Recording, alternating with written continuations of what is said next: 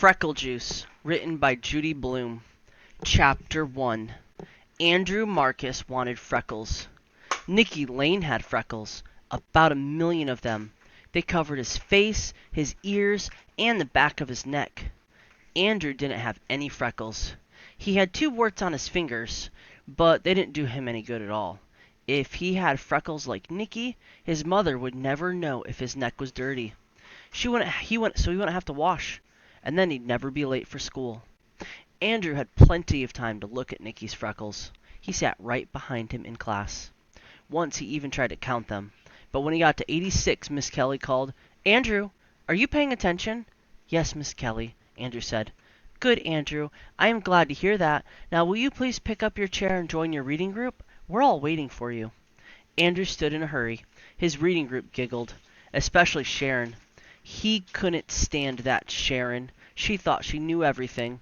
So he picked up his chair and carried it to the corner where his reading group sat. "You may begin, Andrew," Miss Kelly said. "Page 64. Andrew turned the pages in his book. 64. He couldn't find it. The pages were stuck together. Why did Miss Kelly have to pick him?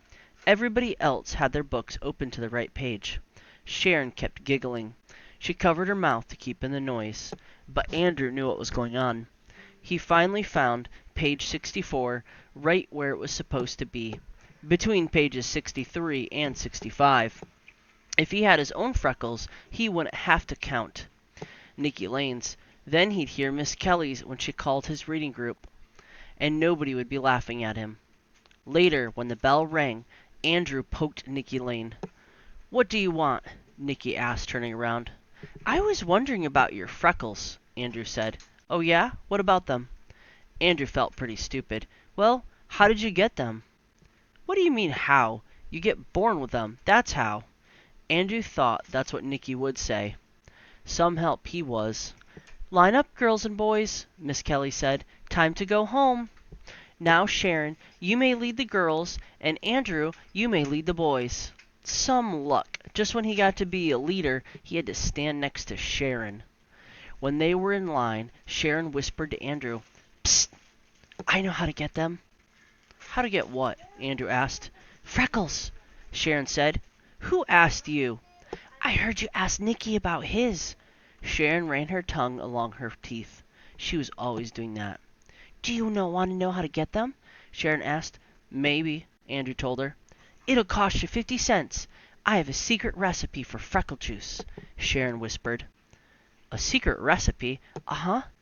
Sharon's tongue reminded Andrew of a frog catching flies. He wondered if Sharon ever got a mouthful of bugs the way she opened her mouth and wiggled her tongue around. Andrew inspected Sharon's face. "You don't even have freckles," he said. "Look close," Sharon said. "I've got 6 on my nose." "Big deal. A lot of good 6'll do." "You can get as many as you want. 6 was enough for me. It all depends on how much freckle juice you drink." Andrew didn't believe Sharon for a minute.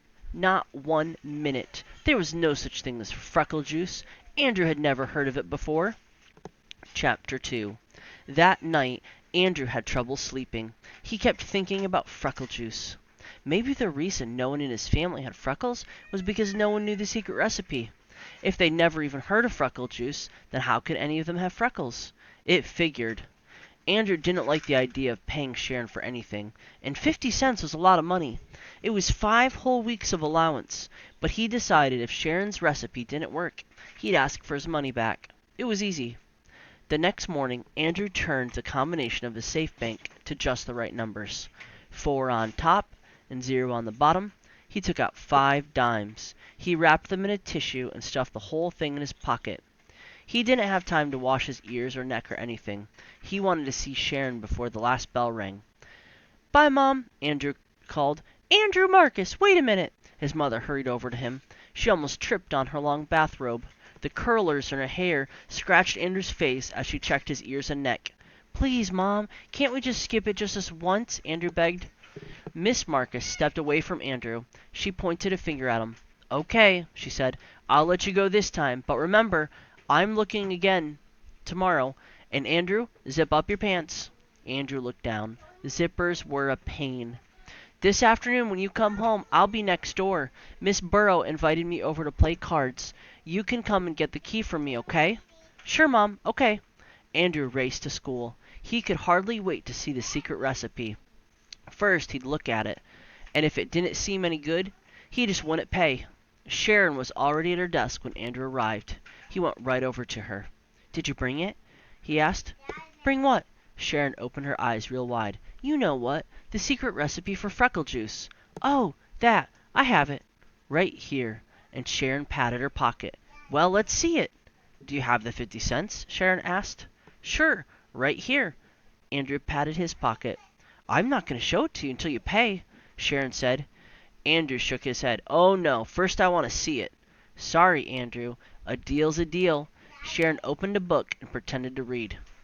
"Andrew Marcus," Miss Kelly said, "will you please sit down? The school second bell just rang. This morning we'll begin with arithmetic. Nicky, please pass out the yellow paper. When you get your paper, begin working on the problems on the board." Andrew went to his seat.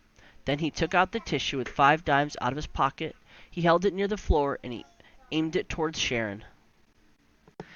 She sat in the next row. Sharon stuck out her foot and stepped on the tissue. Then she slid over until she could reach it with her hand. She bent down and picked it up. Miss Kelly didn't notice. Sharon counted the 5 dimes.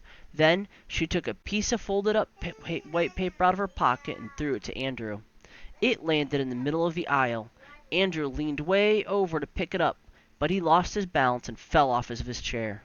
Everybody laughed, except Andrew and Miss Kelly. Miss Kelly sighed. "Oh, Andrew, what are you up to now?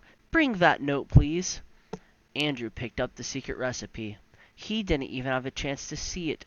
It wasn't fair. It cost him 50 cents for nothing. He handed it to Miss Kelly, and she read it. Then she looked up at him. "Andrew, you may have this back at 3 o'clock." She put it in her desk.